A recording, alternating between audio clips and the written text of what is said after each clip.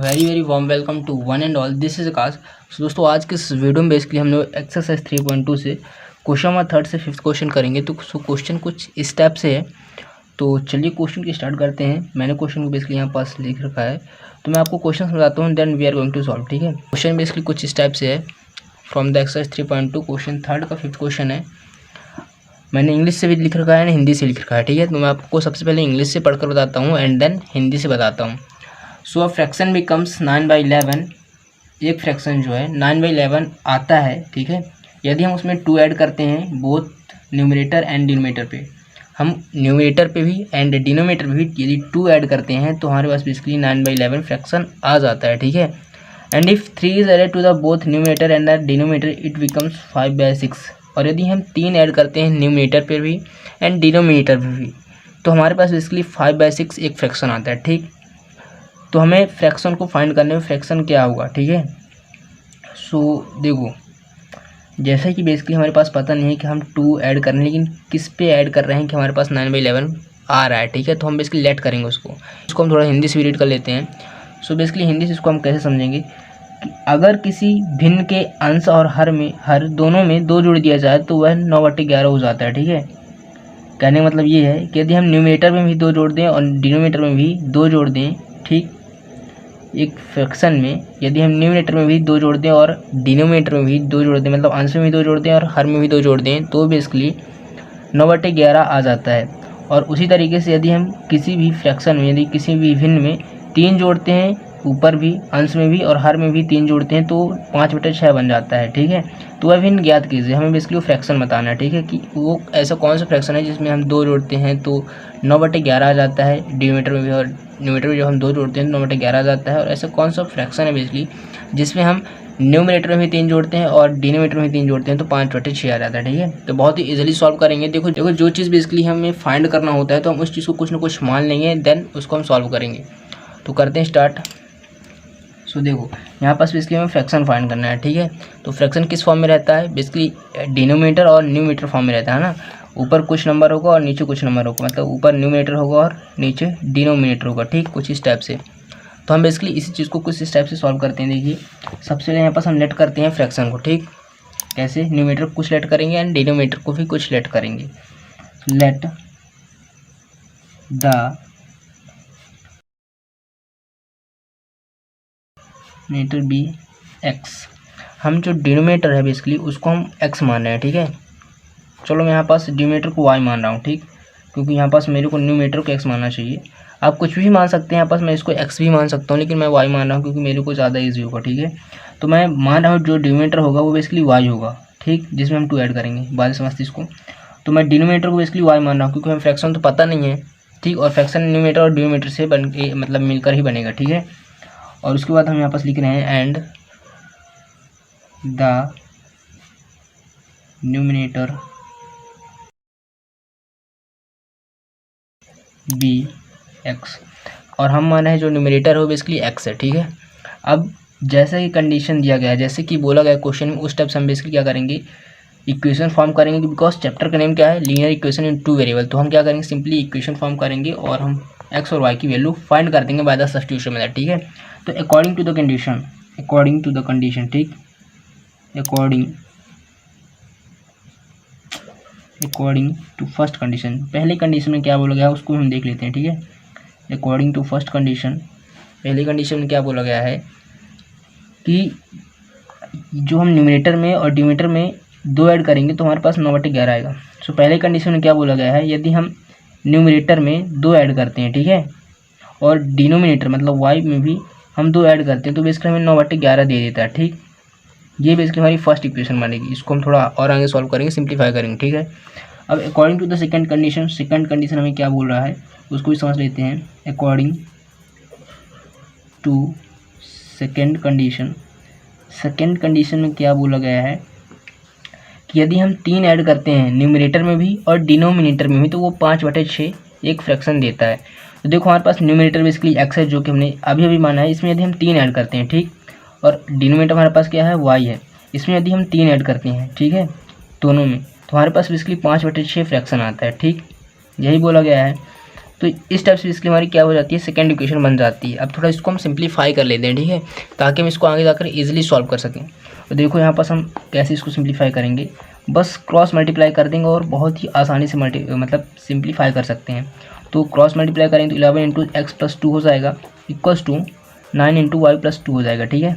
कुछ इस टाइप से इसको हम सॉल्व करते हैं, हो जाएगा 11x प्लस 22 और ये हो जाएगा 9y प्लस 18, ठीक। अब एंड ये बेसिकली क्या करते हैं, हम वेरिएबल्स को एक साइड रखते हैं और नंबर्स को एक साइड ट्रांसपोज कर देते हैं, ठीक है। तो ये हम 22 यहाँ नहीं रखते हैं, 18 के पास भेज देते हैं। 18 ये प्लस का 22 है, वहाँ जाकर ये माइनस का 22 हो जाएगा, ठीक है। तो हो जाएगा basically 11x minus 9y equals to, इसको हम बेसिकली सॉल्व करेंगे, हो जाएगा माइनस का 4, ठीक है। तो ये बेसिकली हमारी फर्स्ट इक्वेशन आ चुकी है, ठीक। और इसको भी सिंप्लीफाई करेंगे, तो इसको यहाँ पास हम सिंप्लीफाई करते हैं, तो क्रॉस मल्टीप्लाई करेंगे, x मतलब x plus 3 into 6 equals to हो जाएगा हमारे पास 5 इंटू वाई प्लस 3, ठीक। सॉल्व करते हैं, 6x हो जाएगा प्लस 6 3 जाए 18 हो जाएगा इक्वल्स टू 5y प्लस 5 3 से 15, ठीक है। हो जाएगा 6x minus 5y equals to 15, ये प्लस का 18 है, वहाँ जाकर ये माइनस का, यहाँ पास प्लस को 15 है, ठीक है, और यहाँ पास ये प्लस का 18 है, वहाँ जाकर ये माइनस का 18 हो जाएगा, ठीक है। तो यहाँ पास हम करते हैं इसको minus 18, 6x minus 5y becomes equals to, इसको सॉल्व करेंगे तो बेसिकली हो जाएगा माइनस का 3, ठीक है। तो ये बेसिकली हमारी फर्स्ट इक्वेशन, ये बेसिकली हमारी फर्स्ट इक्वेशन है और ये हमारी बेसिकली सेकंड इक्वेशन बन जाएगी, ठीक है। अब हम क्या करते हैं, देखिए यहाँ से हम बेसिकली x की एक वैल्यू निकालते हैं जो कि एक एक्चुअल वैल्यू नहीं होगी, बट x की वो वैल्यू होगी जिसको हम पुट करके y की एक एक्चुअल वैल्यू निकालेंगे, ठीक है। तो यहाँ पास हमारे पास इक्वेशन क्या है, 11x minus 9y equals to -4 है, ठीक है। आई होप आप लोग को समझ में आ रहा होगा। यहाँ से हम या फिर x की वैल्यू निकाल लें या फिर हम y की वैल्यू निकाल लें, किसी की भी हम वैल्यू निकाल सकते हैं। तो मैं यहाँ पास क्या करता हूँ, सिंपली x की वैल्यू निकालता हूँ, ठीक है।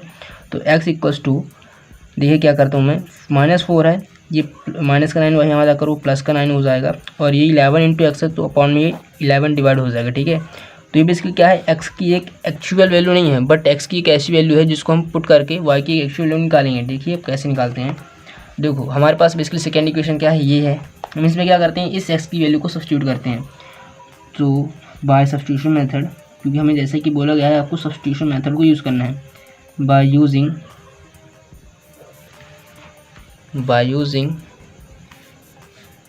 Substitution method,